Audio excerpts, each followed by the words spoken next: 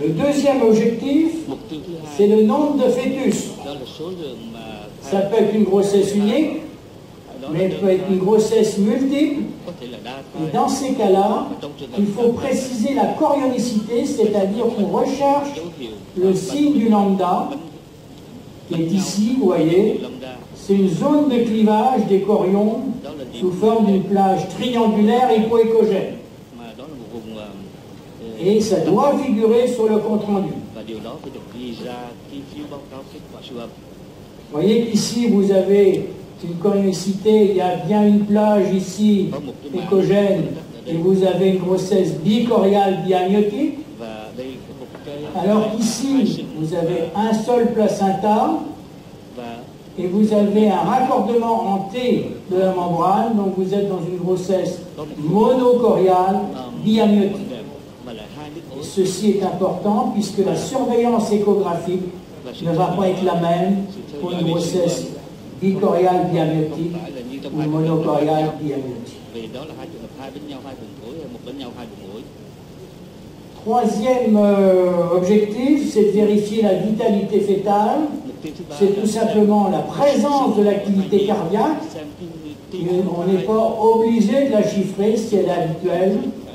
Et puis ce qui est masqué un peu ici, mais c'est aussi bien sûr les mouvements du fœtus qui sont présents. Et à ce terme-là, c'est facile à voir. Donc vitalité, activité cardiaque présente, mouvement actif présent. Quatrième objectif, c'est la biométrie fœtale qui permet la datation de la grossesse à plus ou moins 5 jours en mesurant deux paramètres. D'une part, la longueur crânio-caudale de l'embryon, qui est ici, et le diamètre bipariétal de l'embryon, qui est ici. Nécessité de bien faire les critères de mesure, il faut une concordance entre les deux mesures, et ces mesures doivent être portées sur une courbe.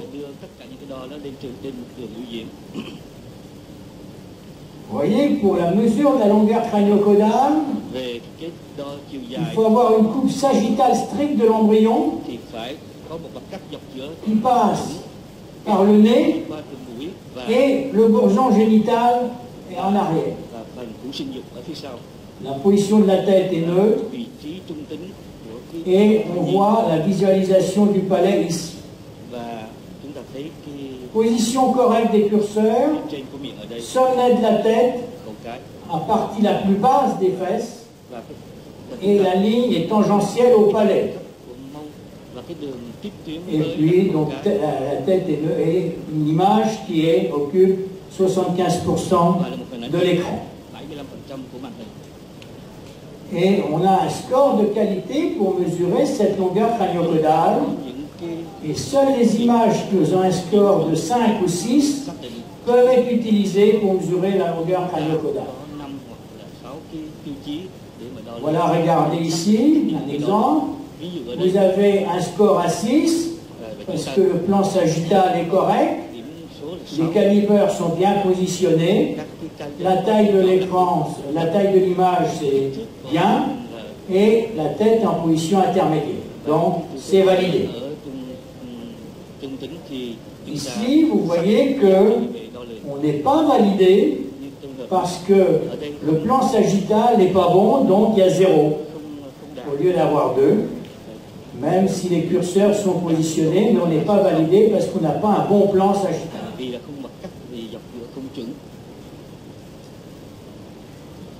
Pour la mesure du diamètre bipariétal, la coupe axiale de référence, on doit voir l'ébauche du septum pellucidum ici en 1, les deux thalamiques qui sont ici, les images hypoécogènes triangulaires, et la scissure interhémisphérique, avec les deux hémisphères qui sont symétriques, et bien évidemment, on doit voir les os du crâne qui sont visibles. Et vous avez également une convergence ici, en arrière, des fentes de Bichat, ce qui vous permet une datation de plus ou moins 5 jours. Vous voyez que les curseurs sont table externe, table externe, table externe. En général, le cinquième objectif, c'est l'étude morphologique précoce. Et voilà les différents éléments qui vont être analysés. Et si on a des anomalies qui sont dépistées, eh bien, il y aura un avis au centre de diagnostic prénatal dans un centre de référence.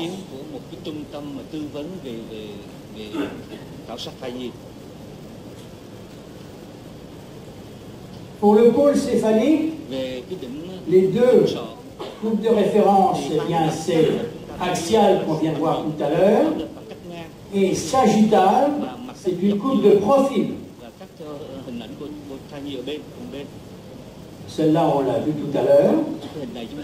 Et la coupe sagittale de référence, c'est celle qui va permettre de mesurer la clarté nucale, d'une part, mais aussi d'analyser les structures de la fosse postérieure et de voir les os propres du nez et la région cervicale.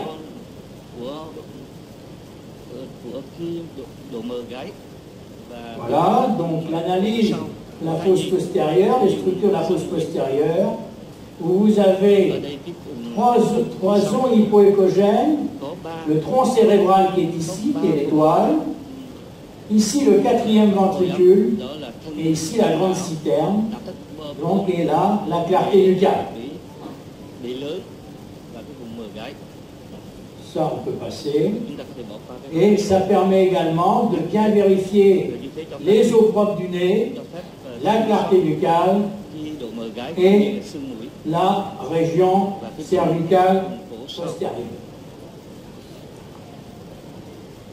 Cette coupe sagittale, eh bien, elle permet également, on va voir tout à l'heure, d'étudier l'harmonie du profil fœtal.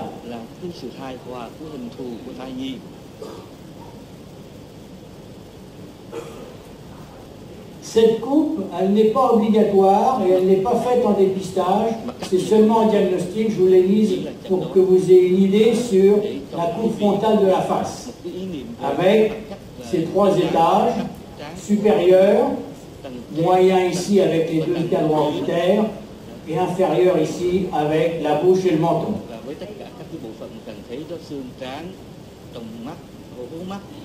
Le thorax va être étudié, d'une part le squelette thoracique qui est facilement reconnaissable, ici les clavicules, ici le rachis et ici les côtes.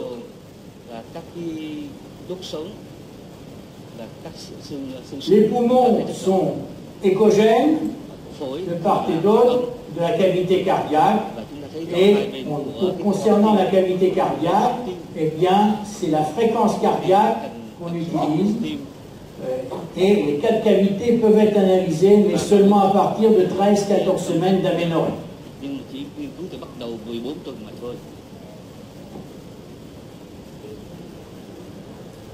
L'étude de l'abdomen, on doit vérifier que la paroi abdominale antérieure est fermée, que l'estomac est présent, qui est une image anécogène au niveau de la partie haute de l'abdomen, et puis que la vessie est également présente, qui est une image anécogène aussi au niveau pelvien, avec un grand axe qui est inférieur normalement à 6 mm.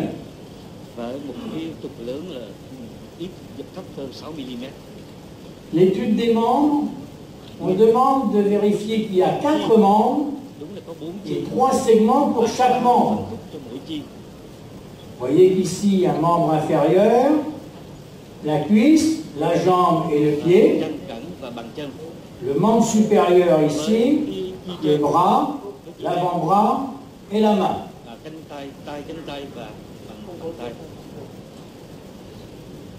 L'étude du rachis consiste tout simplement à regarder la courbure habituelle rachidienne avec, on verra tout sur le rachis, eh bien, les lames postérieures et les corps vertébraux.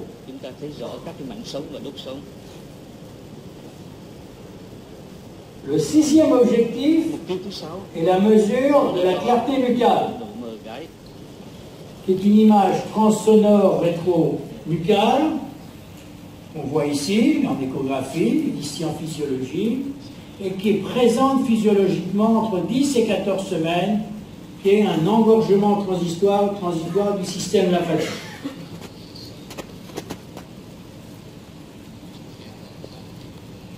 Il y a des critères techniques de mesure qui doivent être rigoureuses et des critères qui sont bien précisés, qui vont servir de point de repère.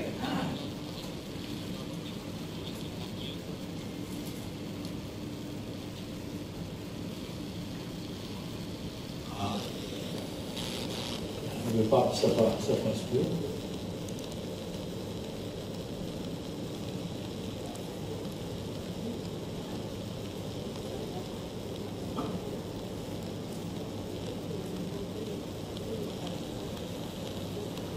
Vous voyez que cette coupe, celle-là on l'a vue, c'est surtout, ce qui est important, c'est de bien vérifier la bonne position des calipeurs. Vous voyez, et les calipeurs doivent être internes.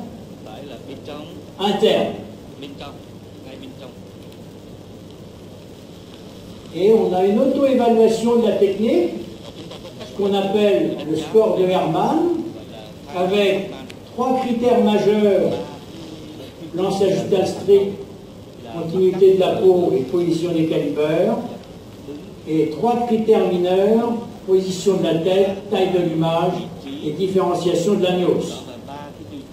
Et normalement, nous, dans notre région, on a imposé que le score doit être égal ou supérieur à 7 pour permettre, pour dire que c'est acceptable.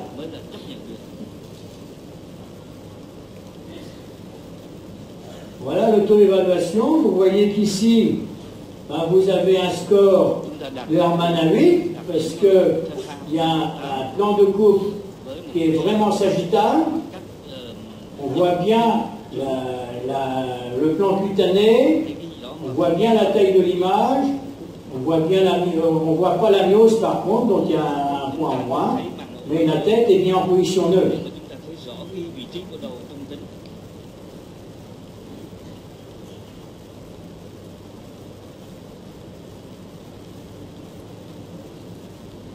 Vous voyez qu'ici, on a un score qui est beaucoup moins important, qui est à 5, parce que vous voyez que le plan de coupe, il n'est pas bon au point de vue sagittal, donc vous avez 0, et si bien que ce plan de coupe n'est pas acceptable.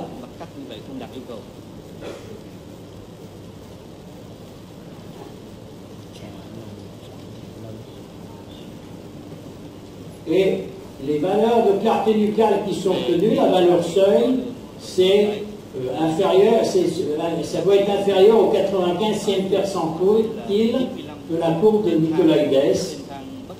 Par contre, si vous avez un chiffre qui est supérieur à 3,5 mm, eh bien c'est un signe d'appel échographique et on doit demander un avis du centre pluridisciplinaire. Quand vous avez une hyperclarté nucale, eh bien c'est une porte d'entrée sur des pathologies fétales, anomalies chromosomiques, malformations cardiaques, malformations osseuses, maladies génétiques, voire grossesse gémellaire. Et là aussi, vous voyez, on a une épaisseur anormale de la clarté nucale et ça va sur un centre, avis du centre pluridisciplinaire de diagnostic prénatal.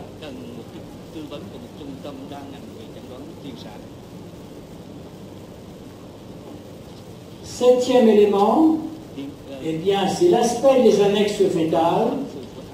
Le trophoblaste ou l'aspect ou le placenta qu'on voit ici est l'aspect normal et la cavité amniotique, quantité de liquide amniotique est normale. Vous avez ici la cavité amniotique et avec la flèche rouge qui est bien la membrane amniotique.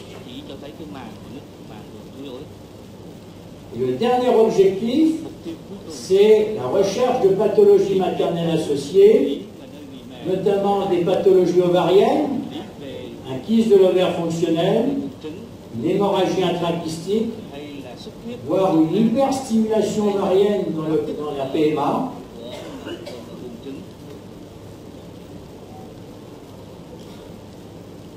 Vous voyez qu'ici, vous avez un kyste fonctionnel ovarien avec toutes ses caractéristiques. Il doit être inférieur à 5 cm, complètement anécogène, contour régulier, pas de cloison, pas de végétation, et puis pas de vascularisation anormale. Généralement, on conseille à la patiente de se mettre d'être au repos, de consulter si elle a des douleurs. Il est important de contrôler 3 semaines plus tard pour vérifier que le kyste a disparu. Car un kyste fonctionnel doit disparaître avec la fonction placentaire. S'il ne disparaît pas, eh bien c'est peut-être un kyste organique et une conduite à tenir et doit être différente et on demande un avis spécialisé. L'hémorragie intrakystique, c'est très facile à savoir, à reconnaître, puisque c'est avec une hémorragie à la partie déclive du kyste. Généralement, on met la patiente au repos, surveillance clinique échographique, et le plus souvent, on n'a pas besoin d'y toucher. Il ne faut surtout pas y toucher.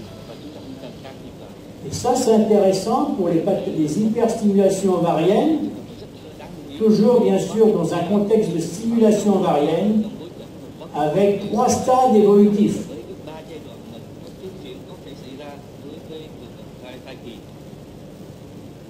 Premier stade des gros ovaires, c'est toujours supérieur à 7 cm, avec ou sans douleur, vous voyez, des gros ovaires avec de nombreux follicules.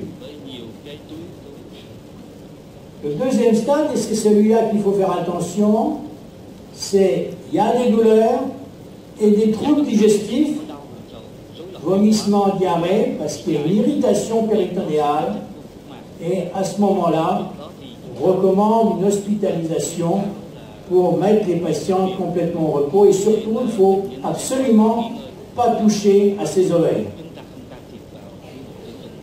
Et pour éviter d'aller au stade de plus, le stade 3, qui a un épanchement des séreuses, acide, vous voyez qu'ici vous avez de l'acide, le foie est ici, du fœtus, avec ici, enfin le foie de la mère, et avec les reins aussi de la mère, vous voyez qu'il y a de l'acide autour, et là il y a une hémoconcentration et un risque d'accident thromboembolique. Ça c'est important à bien connaître. Fibro des grossesses, généralement il faut le noter, et puis les suivre en n'inquiétant pas les gens, parce que vous voyez que celui-là, qui est antérieur là, il risque, eh bien, avec l'utérus qui va augmenter de taille, il ne va plus être prévient. Et puis l'utérus cloisonné grossesse, vous avez ici une cloison. Ici, dans la partie de gauche, eh bien, il y a une cadule, et ici, il y a un sac gestationnel. Et vous voyez que le fond utérin, il est complètement convexe, donc on est dans un utérus cloisonné. Ce n'est pas la même chose que l'utérus bicorne, où vous avez, c'est pour ça qu'il faut faire une écho par voie abdominale à vessie moyennement pleine, parce que la vessie s'insinue entre les deux cornes. On a ce qu'on appelle, eh bien, un coin vésical. Un sac dans une corne, et dans le corne, il n'y a rien du tout. Et quelque chose qui est plus... c'est lorsque vous avez une pseudo-unicorne et grossesse, eh bien, vous voyez qu'ici, par exemple, c'est une grossesse avec un stérilet, mais dans une corne, et ça peut être pris pour une grossesse extra-utérine, mais ce n'est pas vraiment une grossesse extra-utérine. Bon, voilà pour résumer. Dans le contenu de l'examen, vous voyez qu'on retrouve tous nos objectifs que je vous ai définis. Et puis, eh bien, l'iconographie qui est demandée, c'est d'une part un diamètre bipariétal avec les calipers qui sont en place, la longueur crânio-caudale avec les calipers en place, et la mesure de la clarté du cadre avec la caliper en place. Et vous avez à ce moment-là eh bien, une datation de la grossesse à plus ou moins 5 jours. Voilà, je vous remercie de votre attention.